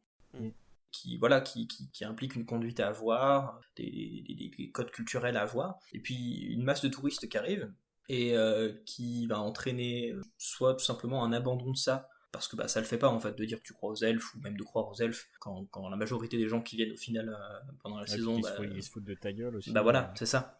Il y a un moment donné où du coup ça disparaît aussi à cause de ça. Puis d'un autre côté, il y a aussi une certaine folklorisation du truc. Moi, quand je suis arrivé à Reykjavik, donc j'avais fait mes recherches exprès, hein, je m'étais vraiment dit je vais faire un petit papier après en sortant et tout machin, et j'avais trouvé une école à Reykjavik qui apprend aux touristes en fait à voir du folk, qui te vend le truc en mode sortie, on va aller voir les elfes, etc. Donc il y a vraiment un côté aussi folklorisation de ça, qui est assez dommageable pour la véracité des croyances, enfin en quelque sorte. Pour le respect, même bêtement. Oui, tout simplement. Tout simplement. Et ça, c'est vrai que je l'ai pas mal ressenti. Après, je trouve que les gens se rendent pas compte de l'importance des mythes, à quel point ça structure l'identité islandaise et même la vision qu'ont les Islandais de leur propre pays. Parce qu'il y a beaucoup ce côté grand paysage, qui est aussi au niveau du sud, il y a aussi beaucoup ce côté se prendre en photo à côté du même paysage que tout le monde a pris en photo 15 fois. C'est vraiment criant dans la partie sud, il y a vraiment des files d'attente pour des photos, pour la même photo. Donc c'est assez intriguant de voir que tout le monde se focus énormément sur les paysages et qu'il y a des endroits où on va oublier par exemple les trolls, on les oublie quasi totalement. Par exemple, il y a une des cascades les plus connues d'Islande qui s'appelle la Skogafoss. Foss, c'est la terminaison pour dire cascade, donc la cascade de Skoga, la rivière Skoga, qui est très près de la côte, donc elle est facile d'accès depuis la route, donc c'est aussi pour ça je pense qu'elle est très connue. Et tout le monde donc se prend en photo devant la cascade, etc. Mais j'ai remarqué en tout cas, la majorité des personnes oublient qu'il y a un superbe troll qui est au niveau de la cascade. Pour le coup, on voit tous les détails du visage, donc il est assez intriguant pour ça. Il a un chapeau pointu, et tout le monde passe à côté, y compris parce que les pouvoirs publics ont fortement restreint l'accès à l'endroit où il peut se trouver. Il peut potentiellement y avoir des endroits glissants, ça peut chuter, donc ils préfèrent prendre des mesures. Et donc ça veut dire qu'en fait c'est un endroit auquel sauf ceux qui veulent vraiment y aller, ne peuvent y accéder, ce qui fait que même les Islandais, ça les dépossède en quelque sorte un peu de ce folklore, de ce patrimoine en fait, à la fois géomorphologique, parce que c'est des formes du relief, quoi, et à la fois totalement folklorique, quoi. Ouais, petit à petit, ils perdent une partie d'eux-mêmes avec l'interdiction d'accéder au troll. À certains sites, je suis en train de le regarder sur Google, il est super joli ce troll. Ouais, tu l'as vu le troll de Skogafoss? Ouais, je suis en train de le regarder, je tapais Island Skogafoss troll. Il est super beau. Il est super beau, ouais. Franchement. Mais après, ça c'est un débat, je pense, qui est plus profond par rapport à la mondialisation. Globalement, c'est à quel point justement maintenant que toutes les cultures sont censées faire partie d'une seule grande, globalement, si jamais on simplifie beaucoup, à quel point chaque spécificité va finir par disparaître. C'est le problème fatalement. Ça porte un nom, ça, quand une culture prend le pas sur une autre, c'est de la... Parce que c'est ce qui se passe concrètement, la culture qu'on pourrait appeler occidentale, mais qui est en fait la culture judéo-chrétienne, en fait, à chaque fois qu'elle va quelque part, prend le pas sur les cultures folkloriques et anciennes, païennes, et qui finissent du coup petit à petit par être annihilées, en fait, absorbées peut-être. C'est marrant que celles qui tiennent entre guillemets le plus au niveau de leur culture et justement de la spécificité de leur culture, c'est souvent les pays les plus fermés culturellement. C'est-à-dire justement les pays asiatiques, c'est-à-dire la Chine, la Corée, le Japon, la Corée beaucoup moins, mais pour le coup le Japon et la Chine, eux, ils gardent vraiment leur truc à eux. Bien sûr que du coup ils ont quand même des McDo et c'est de l'acculturation, c'est ça. Putain, pardon. Des Starbucks, mais pour le coup ils arrivent à tenir. Pourquoi? Parce que justement ils ont toujours été très très fermés à ce niveau-là, et c'est comme ça qu'ils arrivent à garder un peu leur spécificité, mais qui va finir forcément un autre par disparaître. J'arrive à avoir espoir pour l'Islande quand même, parce que depuis, je trouve, alors c'est peut-être parce que moi-même je cherche, mais je trouve que il y a un phénomène d'identification très forte, en tout cas de repères culturels très forts, et de volonté d'assumer à fond ce folklore, puis même en fait ce que les Islandais sont en vis-à-vis du reste, en vis-à-vis des autres touristes qui viennent ou autres, de vraiment se réaffirmer en tant qu'Islandais, qui je trouve redonne quand même, garde, je trouve pas mes mots, mais continue de donner une certaine légitimité à toutes ces histoires, même au sein des jeunes, au sein des jeunes Islandais à qui j'ai pu parler. Au final, c'est quelque chose qui était assez assumé et dont ils étaient assez fiers d'ailleurs, en fait. C'est tant mieux si ça continue finalement. C'est grave chouette, franchement. Parce que le folklore et le côté très moi je sais que quand j'étais à la fac j'ai fait de l'anthropologie, et c'est important pour les sociétés humaines d'avoir un folklore en fait, et d'avoir des traditions c'est ça qui construit une culture. Et c'est vrai que nous, en tout cas en France, quand tu parles à quelqu'un des folklores français, les gens ont complètement là comme ça, balancez-moi un folklore de chez vous, je suis pas sûr que vous en ayez un tout de suite. Non, j'avoue que là, pour le coup... Alors que pourtant, autrefois, dans chacune des régions, il y avait des folklores qui étaient très qui se ressemblaient certes, mais Et c'est rigolo parce que t'as l'impression qu'en tout cas en France, il y en a certains qui s'en sont sortis. Les Bretons se sont plus sortis que les Auvergnats, par exemple, en termes d'expansion de folklore. Pourquoi, tu vois, mais c'est assez rigolo de constater qu'il y en a qui s'en sortent mieux que d'autres et que c'est souvent ceux qui sont plus accros à leurs origines, en fait. Voilà, mais c'est une histoire de nationalisme entre guillemets. Là pour le coup, c'est plutôt du régionalisme, on va dire. Mais c'est vraiment, il y en a Maintenant, ouais, c'est devenu régionalisme. qui mettent vraiment un point sur la table en disant non, oh, nous on est Bretons. Mais parce que c'est important, parce qu'en fait, c'est à un moment donné, t'as l'impression qu'il est arrivé, on a dit, il n'y a qu'un choix, soit vous rentrez dans le moule et tout le monde suit la même route, soit vous restez dans vos petits coins de merde, mais au bout d'un moment, vous vous ferez bouffer. Alors qu'en soi, tu peux garder ton folklore tout en restant groupé, en fait. Je pense que c'est plus insidieux que ça, en fait. C'est ça Oui, le non, bien sûr, danger après, de tout ça, c'est c'est beaucoup imagé plus parce que ça insidieux. s'est fait petit à petit. Et encore que non, ça s'est pas vraiment fait petit à petit. Si je dis pas de bêtises, pendant la Troisième République, il y a vraiment eu ce moment où l'État français s'est dit non, mais on va supprimer les patois et tout le monde va apprendre le français, on va créer l'école de la République et il y aura vraiment ce côté où tout le monde va devenir un bon petit républicain et on va oublier les folklores du passé, quoi, en fait. C'était un peu une obligation, dans le sens, si jamais tu veux c'est le but de créer une nation, quoi, en fait. si tu veux faire avancer tout le monde dans un même sens, faut qu'ils aient la même base. Et c'est bien triste, je suis d'accord. Mais après, justement, c'est ça qui est intéressant, c'est que au au final, la solution, ça serait pourquoi pas tu peux avoir une base commune, mais en gardant tes spécificités, en fait. Et ça, je pense que c'est possible concrètement. La preuve en est, c'est que de ce que tu nous as dit, visiblement, Jules, en Islande, ils sont quand même dans le monde, puisque de nos jours, tu peux plus ne plus être dans le monde, encore que ça a peut-être changé maintenant, mais ils gardent quand même leur spécificité, et ça c'est assez beau. Même chose pour les Japonais, au final, Max. Il y a l'idée que tu peux t'en sortir et garder ton folklore pour toi et en même temps pouvoir rester un peu avec les autres. Après, c'est utopique parce que je suis un sale hippie de merde, mais j'aimerais bien être aussi optimiste. Le problème, c'est que d'après moi, au fur et à mesure, dans tous les cas, ça va forcément se lisser. Peut-être. Comme je disais, de manière plus insidieuse, c'est au fur et à mesure du temps, mais oui, non, bien sûr, c'est vrai que quand justement les gars ils auront plus de place et qu'il faudra rouvrir un Starbucks parce que finalement il y en a que 3 dans le pâté de maison et que c'est pas assez, ils verront leur pierre et puis ils diront parce que c'est si important que ça, on a besoin de mais café non, parce hors de qu'après prix. ils détruiront la pierre et les elfes ils feront en sorte que le café dans le Starbucks il soit dégueulasse. Oui, mais il est déjà dégueulasse, donc je veux dire au bout d'un moment ça changera rien. Ce qui est bien, c'est que du coup, justement, par exemple, il n'y a aucun McDonald's en Islande. Ça, on peut le noter. Oh, intéressant. Putain, la résistance de ouf. Le dernier McDonald's d'Islande a été fermé après la crise de 2008. Ah ouais. Parce que McDonald's a considéré que ça valait pas le coup. Et du coup, les Islandais j'adore ce peuple, je les trouve vraiment trop drôles.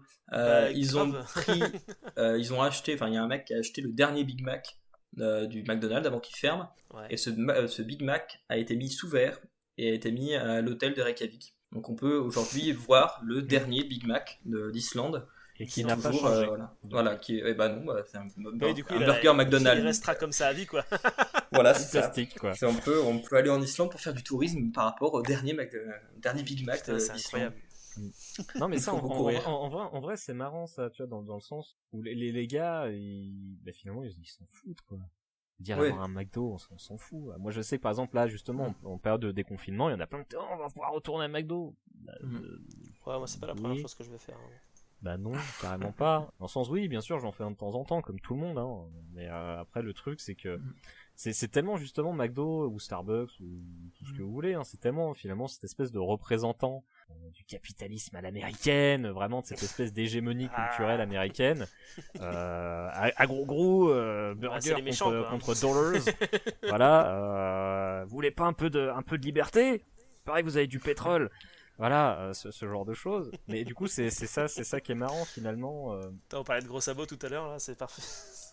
C'est ça. Après, tu vois, je trouve que les Islandais ont aussi cette volonté cette fierté de leur propre culture, même qu'ils se voient, comme j'introduisais, avec rien que l'amende d'être sorti de la route. Ils sont assez férocement attachés à ça en fait, et ils sont prêts à le défendre. Globalement, ils se prostituent pas aux touristes, quoi. Non, ils essayent de pas trop. Ils essayent. Alors après, dans le jardin, quoi. Ils essayent parce que encore une fois, c'est compliqué. En fait, il y a deux Islandes quand on y va en tant que touriste. Il y a vraiment l'Islande de tourisme de masse en quelque sorte, entre 3 tonnes de guillemets. En fait, c'est le Cercle d'Or. Ça s'appelle, c'est une boucle touristique si vous voulez dans le pays. qui est essentiellement en fait autour de Reykjavik. On bouge pas beaucoup en faisant le cercle d'or, on peut le faire en une semaine facilement. Où on voit ce qui a été défini comme étant les trucs à voir d'Islande, ce qui est discutable en soi, mais bon voilà. Et là, vous allez avoir tout le monde en fait. Vous allez avoir tout le monde. Vous allez avoir les perches à selfie, vous allez avoir les drones, vous allez avoir les files d'attente. Ça, c'est une Islande qui est très différente de ceux qui vont monter au nord comme ils peuvent pour aller voir les Westfjords qui sont éloignés des circuits touristiques et où on rencontre pas grand monde au final. En fait, vous avez vraiment un tourisme à 2 vitesses en Islande, mais à 2 vitesses assez séparées, genre vraiment nettement quoi. Ouais. Pareil, je pourrais même en faire 3 en fait, parce que vous pouvez aussi avoir ceux qui vont aller dans le cœur du pays, au centre du pays, où en fait vous pouvez pas y accéder autrement qu'en 4x4, comme je vous le disais, faut traverser des rivières, faut passer sur des chemins caoutchoucs, il n'y a pas de route de toute façon, enfin bon voilà quoi. Donc faut savoir ce qu'on veut aussi, et c'est pas le même genre de tourisme pour le coup. Donc ils ont aussi, je pense, ça comme qualité, comme barrière, comme garde-fou, je pense, peut-être. Et finalement aussi une barrière finalement géographique quoi. Totalement. Et d'ailleurs, c'est encore une fois marrant à quel point c'est proche du Japon, parce que le Japon, tu sors des villes, bah, si t'as que des petits villages de pêcheurs pour nulle part, tu vas pas trouver de touristes là-bas. En même temps, il n'y a pas grand-chose à voir là-bas, mais dans le sens où vraiment, je pense que d'un point de vue typographie plutôt, mais du coup les deux sont très proches finalement. C'est vraiment une île coupée du monde, très montagneuse. C'est pour ça que finalement tout le monde est dans des villes. Et finalement, à l'intérieur des villes, bah, t'as pas grand monde et t'as souvent des villages un peu, je vais dire ça avec beaucoup de guillemets, arriérés, très ruraux, finalement, avec peu d'habitants au mètre carré, qui sont plus traditionnels, on va dire. Ouais. Donc je pense qu'il y a vraiment ce côté-là aussi. C'est vrai qu'il y aurait peut-être un parallèle intéressant vraiment à faire ethnographique entre les deux. Ouais, mais surtout le principe d'être une île en fait, je pense en vrai. Parce que quand t'es une île, forcément l'influence met plus de temps à arriver. Ça c'est clair. Ouais, mais après il y a des îles qui sont pas aussi c'est pas aussi marqué. Hein. Ça dépend de l'île en fait. Ouais, mais justement comme je disais, c'est loin, il fait froid, t'as pas forcément envie d'y aller. Ouais, c'est pas très accueillant. Mais en soi, le Japon non plus, c'est pas accueillant, hein, à part de la rocaille et des tsunamis. Bah voilà, c'est ça, tout de suite, quand c'est moins accueillant, entre guillemets, t'as pas forcément envie d'y aller. Et puis quand le peuple qui est en face se défend aussi quand t'arrives, forcément tu mets moins facilement ton influence. Et c'est pour ça que, comme je disais, il y avait peut-être un lien justement entre l'inhospitalité de l'île et justement la présence très forte finalement des traditions. Je pense qu'effectivement, il y a un lien. Il y a un lien avec le mystère, de toute façon, je trouve, c'est quelque chose, je suis d'accord avec Marc, genre, je suis triste de ne pas pouvoir, par exemple, trouver des livres sur le coin en fait, où je vis, qui expliquent les mythes et légendes locales, qui pourtant existent. Mais des fois, tu arrives à en trouver, par exemple, dans les monts du Forêt, vers Saint-Étienne, tu as la vallée glaciaire du Fossa, qui est en fait une ancienne vallée glaciaire. Il n'en reste pas beaucoup des traces de ces anciennes vallées glaciaires dans le Massif central. Donc, une vallée qui est assez encaissée, avec des pins, des sapins et autres. Très joli, ouais. Moi, j'étais allé parce que ancienne vallée glaciaire, et je voulais trouver des traces de glaciers. C'est dans le Forêt, hein, c'est ça ? C'est dans le Forêt, ouais, la vallée glaciaire du Fossa, F-O-2-S-A-T. C'est très joli. Ouais. Et c'est un lieu en fait qui est parce que encaissé, parce que dans une forêt assez éloignée, il y a même une source hydrothermale qui en sort à un endroit.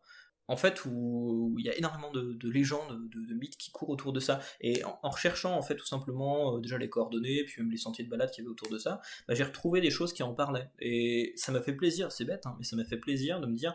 Ah bah tiens, ok, bah je vais aller dans un endroit un peu empreint de ce côté mythe et légende, un peu mystérieux, un peu etc. Et on ressent vraiment ça, on ressent vraiment cette ambiance, je trouve, dans cette vallée. Et c'est quelque chose que c'est vrai que je déplore un peu de ne pas avoir plus, parce que c'est vrai que c'est vraiment quelque chose qui est ultra prégnant en Islande, quoi. C'est vrai que ça se perd tous ces côtés mythes et légendes. On veut dire en France, c'est vrai que les mythes et légendes, t'en as pas tant que ça. Celle qui vient à l'esprit, c'est peut-être la bête du Gévaudan à peu près, mais c'est pas tout. Quoi. Et après, effectivement, Auvergne représente. La Sud centrale totalement représentée ici. Mais c'est vrai que malgré le fait, j'ai dû habiter dans les Ardennes, mais c'est vrai que là-bas, ça a beau être un endroit assez rural, hein, finalement. On n'avait toujours pas spécialement de traditions particulières ou de légendes. Des gens urbaines comme ça veut dire même dans les coins entre guillemets reculés, bah non. Ouais, ça serait étrange. Bah t'en as en fait, c'est juste qu'il faut les chercher. Là je suis en train de chercher en off un truc, c'est que dans les cours que j'ai pu suivre en anthropo, il y avait un folkloriste qui est assez célèbre qui s'appelle Claude Seignol, qui a répertorié à peu près de très nombreuses du coup légendes ou patrimoines des différentes régions françaises. Mais en même temps, lui, c'est quelqu'un qui est né en 1917. Mais grâce à son travail, t'as quand même du coup un reste Et le donner à la de postérité. ces traditions d'autrefois qui sont présentes. Mais c'est Mhm. juste que du coup, il faut.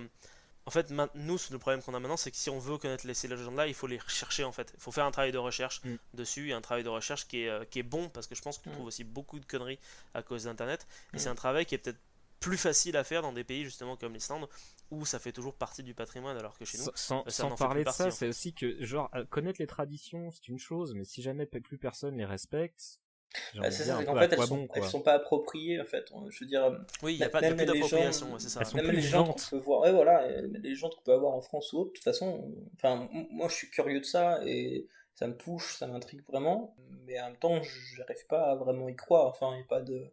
Ouais, c'est plus une Pas, voilà. curiosité scientifique que vraiment le truc où tu C'est dis, ça. il y a des gens qui croient, peut-être que non. Alors qu'en Islande, il en faudrait pas beaucoup quand même, je trouve. Il y a vraiment une ambiance qui est particulière en fait, Mm. qui te met assez dans, enfin, qui te met un Ouais, peu mais dans c'est le parce qu'en jus, fait, quoi. je pense qu'il y a ce côté aussi de quand t'as un énorme groupe de personnes qui ensemble Mm. vivent dans un endroit et croient ensemble à quelque chose, forcément Mm. toi, quand t'es la personne secondaire qui arrive et que tu ressens cet effet-là, je pense qu'il y a un effet, à mon avis, il y a un effet, je pense, sociologique qui fait que du coup, t'es plus apte à rentrer dans le, Dans le moule. à rentrer dans Oui, le tout moule et à à se fait. dire, ok, Ouais. ces gens-là ont peut-être raison en fait. Mm. Ah oui, mais ça, c'est dans tous les cas, c'est mathématique, hein, je veux dire. Alors qu'à l'inverse, je pense qu'un Islandais viendrait je sais pas, n'importe où, mettons, Ah bah, il je sais finirait pas, par à, plus à croire à Lyon, rien il du va tout, dire hein. faites Mm. attention aux trolls, tout le monde va se foutre de sa gueule. Mm. Et du coup, Et du petit coup, à petit, il il se va dira arrêter putain, d'y ouais, en fait, croire. c'est moi qui suis con, désolé les gars, Mm. on va plutôt aller mettre un lumignon à la fenêtre pour pas que la peste arrive chez nous.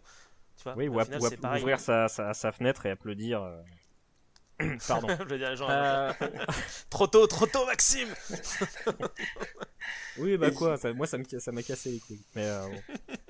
Mais du coup, pour boucler avec ça, si ça vous tente, Ouais. Oui, vas-y. je voulais simplement finir sur deux recommandations si vous devez aller en Islande un jour, ou si vous pouvez, Ouais. ou si vous voulez. J'espère pouvoir un jour, sérieusement. Ouais. Bah, je vous conseille de mettre dans votre sac un petit livre qui s'appelle A Traveler's Guide to Icelandic Folk Tales alors par contre le nom islandais, je vous avouerai que je me suis pas entraîné à le lire celui-là. Donc avec ma prononciation française, ça va faire John Yamarson, qui est un petit livre en fait donc de voyage, qui va vous expliquer par lieu, par endroit où vous vous trouvez, quelle légende va s'attacher à cet endroit, va expliquer sa formation, va expliquer en fait ce que vous voyez.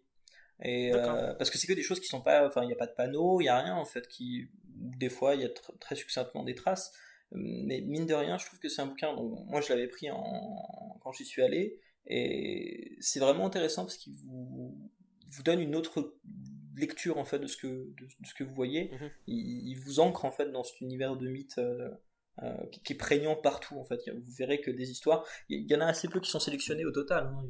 Il y en a tellement de toute façon là-bas. Mais elles sont assez représentatives et elles vous immergent à fond là-dedans en fait, parce que vous vous baladez dans le bouquin pour de vrai en fait, vous vous baladez en Islande, donc voilà, vous allez de point en point et vous découvrez en fait des légendes en même temps que vous découvrez de super beaux paysages à prendre en photo. D'accord. Donc ça c'est la première recommandation, la plus importante par rapport à ce que je viens de dire. Mhm. Et enfin, la deuxième, c'est si vous allez en Islande, n'oubliez pas d'aller dans les sources d'eau chaude naturelles. Il y en a plein qui sont gratos. Alors au Japon aussi, et c'est le feu. Et sources c'est d'eau chaude exactement naturelles. le feu. C'est tellement bien. N'allez Ça, on le surtout dira pas jamais, dans ça. l'usine à touristes de Reykjavik avec c'est quoi, c'est Blue Lagoon, où vous allez payer 80 €, je sais plus l'entrée. Bon 80 bref, putain. non mais c'est une connerie sans nom, mais qui est près de toute façon de l'aéroport, donc ça marche bien.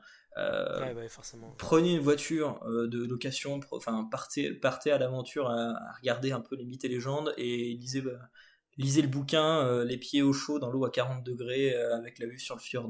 Et ça, il n'y a rien de Voilà. mieux pour visiter l'Islande et s'immerger, je pense.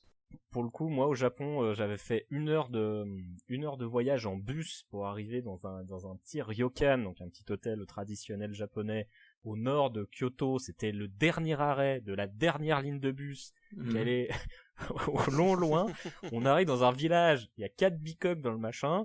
Tu regardes, il n'y a pas une personne à la ronde. Mais t'arrives dans le machin, t'as des petits bains en extérieur où en fait tu sors dehors. On était en octobre donc il faisait un peu froid. C'était trop bien. Tu vois les arbres un peu dans la pénombre et tout. T'es tellement bien. Ouais, carrément. Bah, Allez, pareil faire pour des sources l'Islande. chaudes.